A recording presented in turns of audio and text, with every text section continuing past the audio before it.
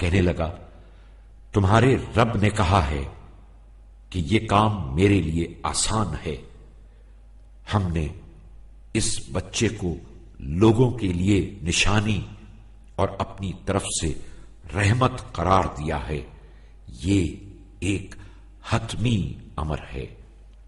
یہ سن کر جناب مریم سمجھ گئی کہ اللہ تعالی نے ارادہ کر لیا ہے اور بغیر باپ کے ایک باعظمت اور پاکیزہ بچہ دنیا میں ضرور آئے گا۔ جب بی بی مریم نے محسوس کیا کہ بچے کی ولادت ہونے والی ہے تو وہ بہت گھبرائیں اور پریشان ہو کر سوچنے لگی کہ جب ان سے بچے کے متعلق سوال کریں گے تو وہ کیا جواب دیں گی، کس طرح لوگوں کو اپنی پاک دامنی کا یقین دلائیں گی۔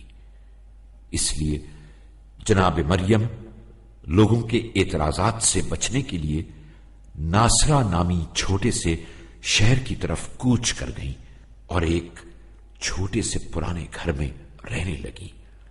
اب وہ کبھی کبھار عبادت اور زیارت کے لیے بیت المقدس آ جاتی۔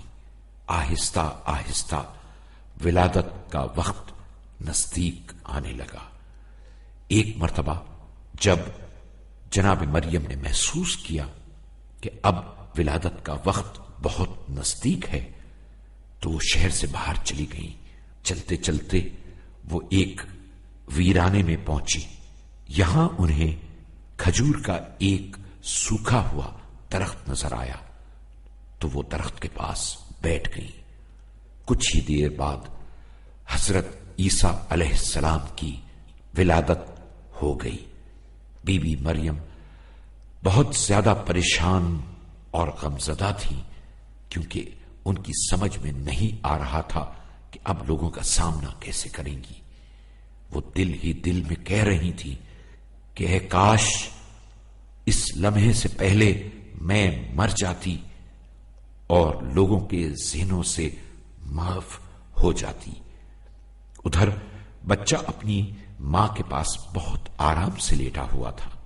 اس نے جب اپنی ماں کی پریشانی کو دیکھا تو خدا کی قدرت سے اپنی ماں سے کہنے لگا، غم نہ کرو اور دیکھو تمہارے پروردگار نے تمہارے پاؤں کے نیچے پانی جاری کر دیا ہے، اور درخت کی شاخیں ہلاؤ تاکہ تازہ کھجوریں نیچے آ کر گریں، کھاؤ پیو اور خوش رہو، اور اگر کسی شخص کو دیکھو تو کہہ دینا کہ میں نے خدا کی خاطر نذر کی ہے اور روزہ رکھا ہے کہ آج کسی سے بات نہیں کروں گی۔ جناب مریم نے بچے کی باتوں کو غور سے سنا اور پھر وہ بالکل مطمئن ہو گئی، کیونکہ اللہ تعالی نے حضرت عیسیٰ کے ذریعے ان کو بتا دیا تھا کہ وہ لوگوں کا سامنا کس طرح سے کریں۔ اس کے بعد جناب مریم نے درخت کی شاخوں کو ہلایا تو اس پر سے تازہ کھجوریں نیچے آ گری، کیونکہ وہ سوکھا ہوا درخت اب معجزے سے ہرا بھرا ہو چکا تھا۔ مریم نے تازہ کھجوریں کھائیں، ٹھنڈا اور میٹھا پانی پیا، اور اس کے بعد اپنے بچے یعنی حضرت عیسیٰ کو کپڑے میں لپیٹ کر ناصرہ شہر میں آ گئی۔ آنن فانن یہ خبر پورے شہر میں پھیل گئی اور لوگ جناب مریم اور حضرت عیسیٰ کے گرد جمع ہونے لگے۔ ہر کوئی اپنی طرف سے باتیں بنا رہا تھا، تہمتیں لگا رہا تھا۔ ایک شخص نے کہا، اے مریم تم بہت بری چیز لائی ہو، اے ہارون کی بہن، نہ تمہارا باپ برا آدمی تھا اور نہ ہی تمہاری ماں بدکار عورت تھی۔ جناب مریم سب کی باتیں سنتی رہیں اور پھر انہوں نے خدا کے حکم کے مطابق خاموشی سے بچے کی طرف اشارہ کر دی۔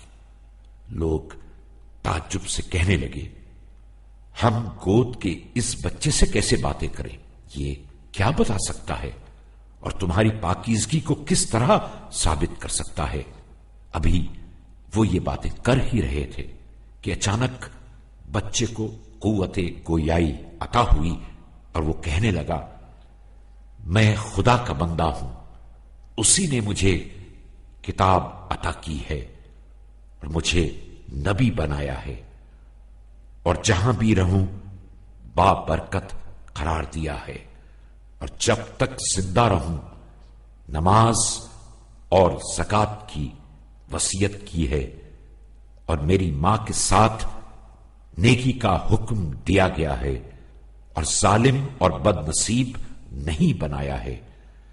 سلام ہو مجھ پر اس روز جب میں پیدا ہوا، اس روز جب میں مروں گا، اور اس دن جب میں دوبارہ زندہ کر کے اٹھایا جاؤں گا۔